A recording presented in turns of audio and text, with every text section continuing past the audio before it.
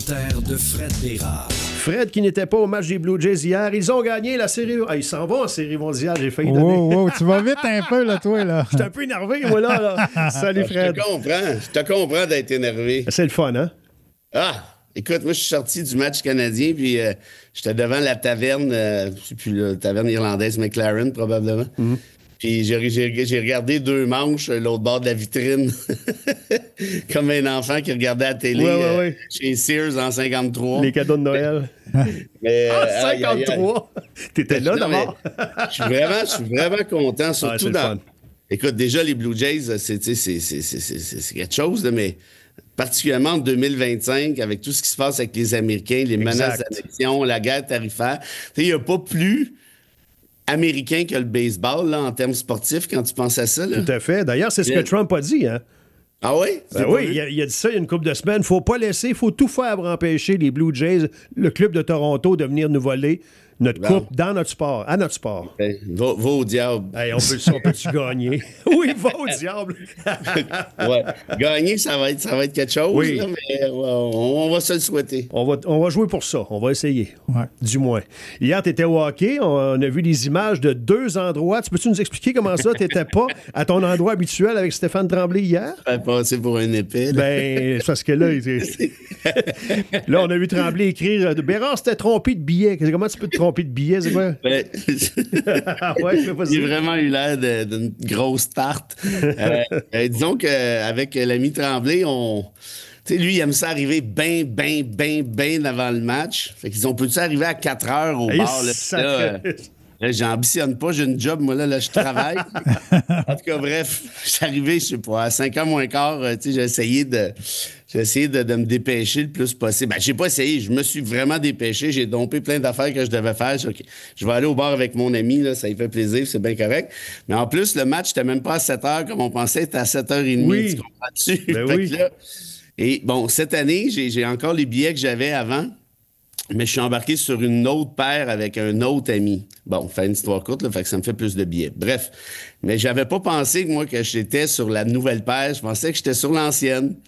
Alors, on débarque. T'es allé t'asseoir à ton ancienne place. Non, je dis à Tremblay, je dis, va t'asseoir, c'est 13H, machin. Je vais aller à la bière. Je vais aller chercher de la bière. Évidemment, je vais chercher de la bière. Et là, Tremblay t'arrête de se battre. Non, mieux que ça. Je veux passer mon chum Martineau avec qui j'ai les billets où on est assis, mais il est là avec sa fille. Et là, il passe tout droit. Je dis, il s'est ramassé une autre paire avec quelqu'un d'autre. Mais là, il revient. Je dis, Martineau, qu'est-ce que tu fais là? Il dit, toi, qu'est-ce que tu fais là? Ben, je dis, toi, OK. Il dit, t'es avec les billets de Michaud? Je dis, non, j'ai nos billets. Ben non, il dit, c'est moi qui les ai. Ben, c'est pas nos billets. Et là, il dit, regarde comme faux innocent, puis comme de fait, en regardant sur mes trucs. J'avais les anciens, en fait, les nouveaux, si tu veux. Ouais. On est obligé de s'asseoir puis descendre d'une coupe de rangée. Ben oui, c'est plate, hein? Hey, ben oui. Puis des mauvais billets, toi. Hey. Ben oui, puis Stéphane t'es fâché, t'es obligé de le faire déplacer. Ouais. À ce temps-là. Ben oui, à ce temps-là, déplacer quelqu'un. Pas reconnaissant par tout. OK, on comprend un peu mieux. Du fun. Excellent, on est sûr de ça. OK, on y va avec le quiz du prof. C'est l'heure du quiz du prof. Tadam! À une certaine époque, oui, avant la naissance officielle du Canada en 1867, existait le Haut-Canada et le Bas-Canada. Mm-hmm. Est-ce que le Haut-Canada, ou en fait plutôt... Et non pas le Haut-Canada... Non, H-A-U-T. On n'est même pas capable de s'entendre ces lettres, ça va être long aujourd'hui. Est-ce que le Bas-Canada, tiens, laissons faire le haut. Est-ce que le Bas-Canada était le Québec, le Nouveau-Brunswick, l'Ontario, la Colombie-Britannique? Ah, c'est bon, ça.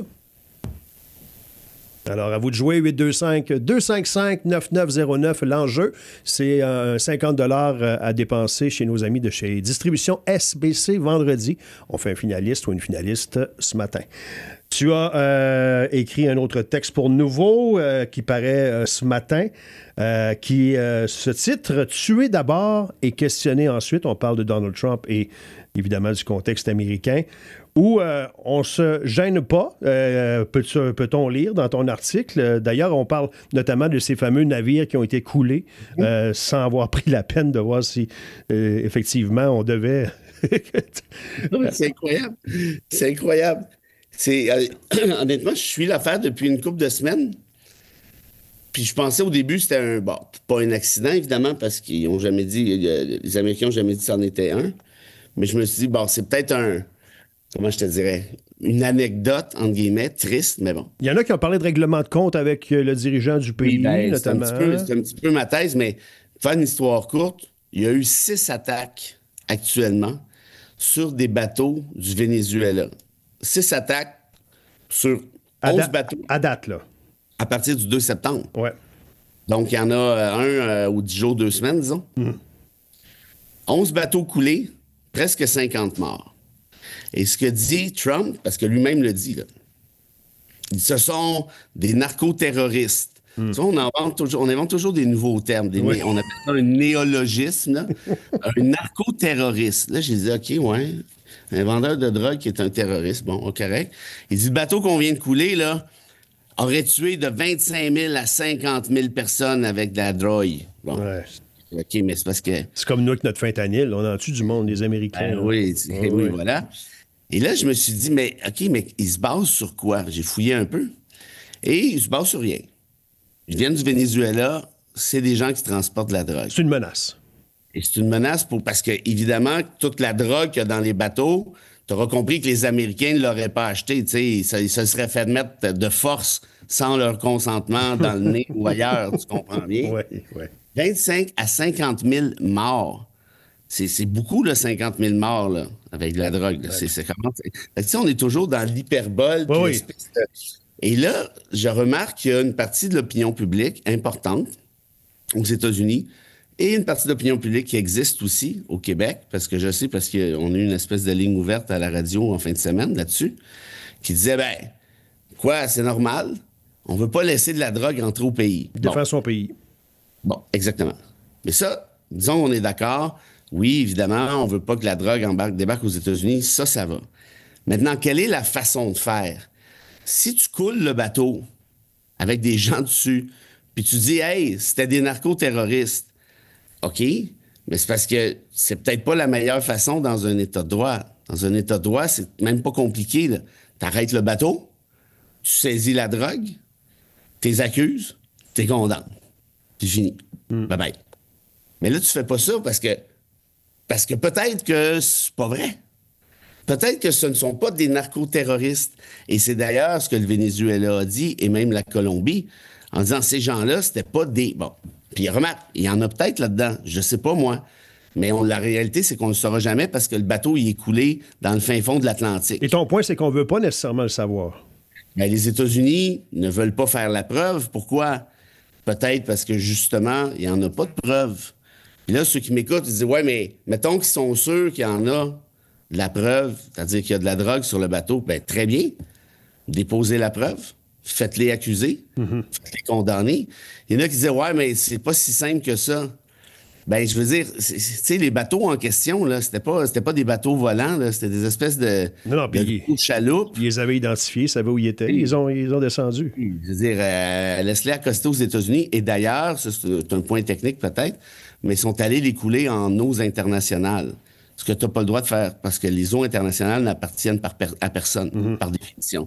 Et là, on commence à faire 1 + 1 + 1 + 1, parce que Maduro, qui est un leader très contesté et très contestable, plusieurs leaders du Venezuela, vous l'avez compris, plusieurs disent même qu'il a volé l'élection de juillet 2024, ce qui n'est pas impossible du tout.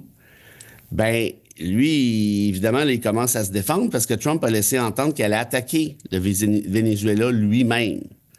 Alors là, tu as 10 000 soldats qui ont été rajoutés. Bref, tout ça pour dire qu'il pourrait y avoir une pétarade.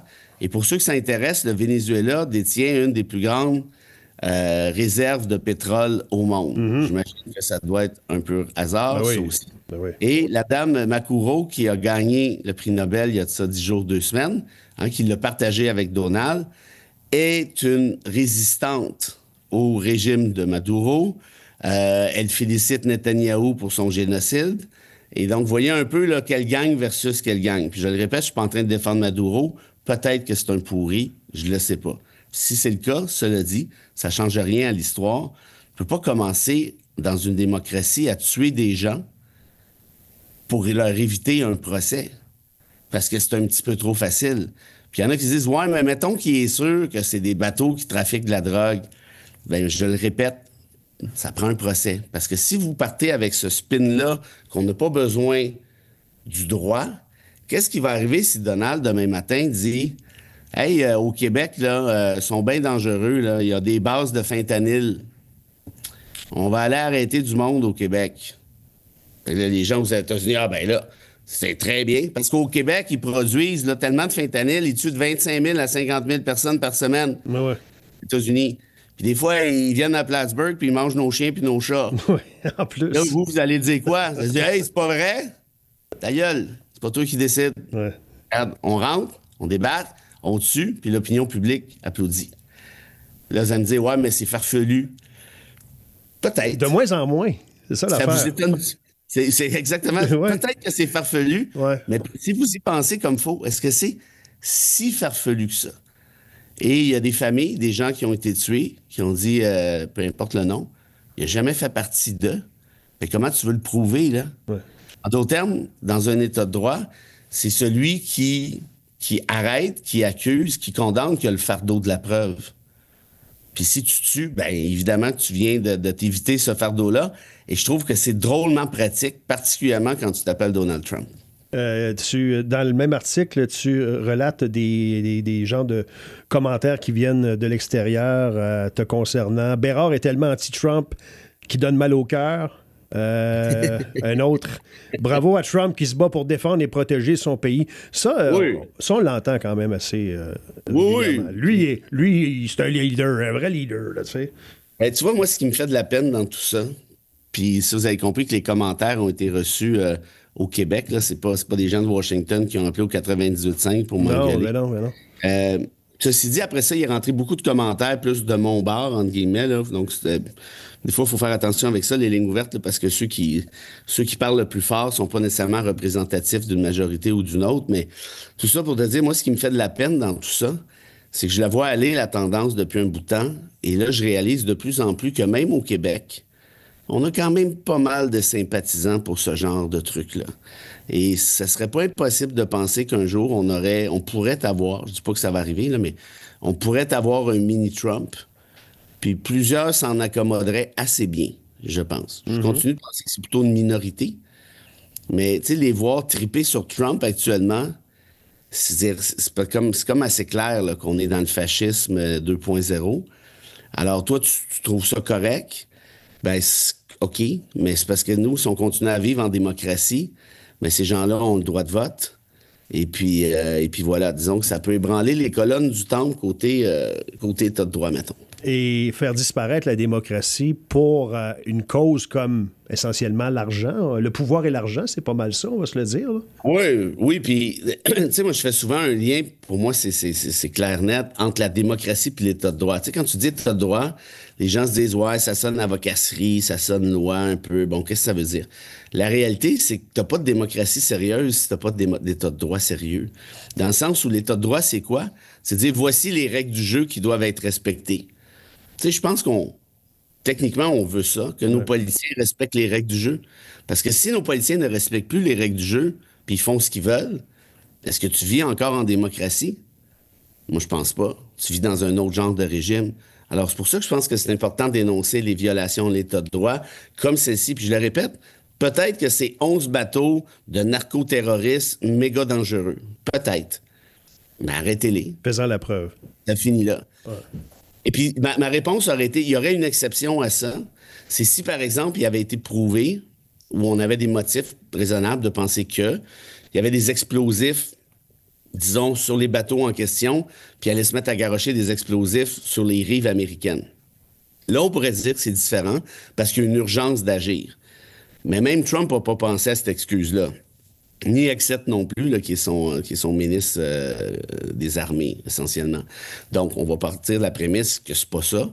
Donc, si t'as juste la drogue, OK, on va t'arrêter, puis tu verras ce qui arrivera par la suite. On fera la preuve. Puis ils veulent pas le faire parce que peut-être que ça se pourrait qu'il n'y ait pas de drogue du tout dans ces bateaux-là. Ouais. Et Trump inspire de plus en plus de politiciens, de chefs d'État. C'est ça qui était épeurant aussi. Autre image assez frappante, tu as sûrement vu passer, c'est une des images les plus partagées depuis hier. Trump est en train de passer le bulldozer à la Maison-Blanche pour faire sa salle de bal. Écoute, c'est pas... Corrige-moi si je me trompe. C'est pas à lui, la Maison-Blanche. C'est pas sa maison à lui. Ben non. Il peut pas faire des rénoves. Il peut pas faire des rénoves comme moi, je fais des rénoves à ma maison.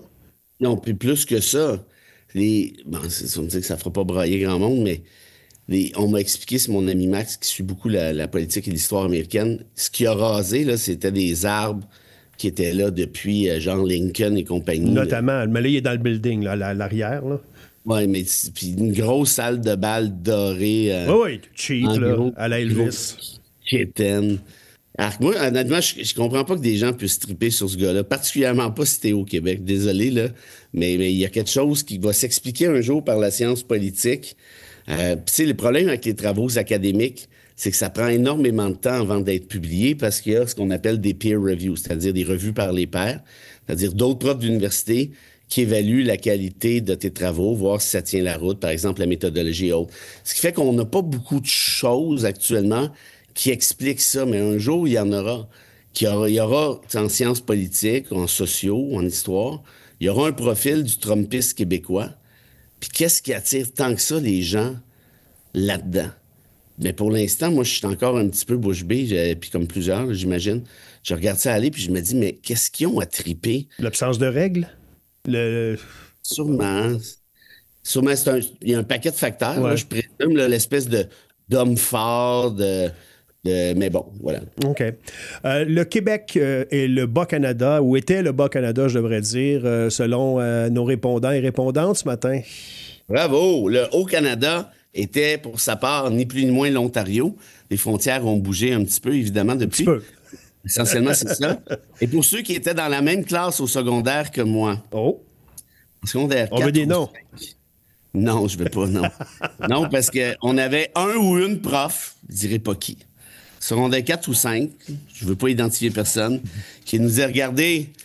C'est bien la preuve que les Anglais nous haïssent et nous méprisent. Ils ont pris le titre de Haut-Canada, puis ils nous ont laissé le Bas-Canada. Oh là là! Oui, puis moi, pendant un petit bout de temps, j'ai cru ça. Jusqu'à temps que je réalise que c'est passé en haut du fleuve puis en bas du fleuve. Tu sais, c'est correct de paranoïer avec le nombril national, mais des fois, c'est juste la géographie puis c'est pas grave. Mais on peut se l'approprier pour Haute-Laurentide versus Basse-Laurentide, si on peut. Oui, vous pouvez rire de Saint-Jérôme quand vous voulez. Vous méprisez les gens de Sainte-Adèle, c'est bien connu. Mais non, on les adore. Oui. À demain, Fred, merci. Salut les copains, bye-bye.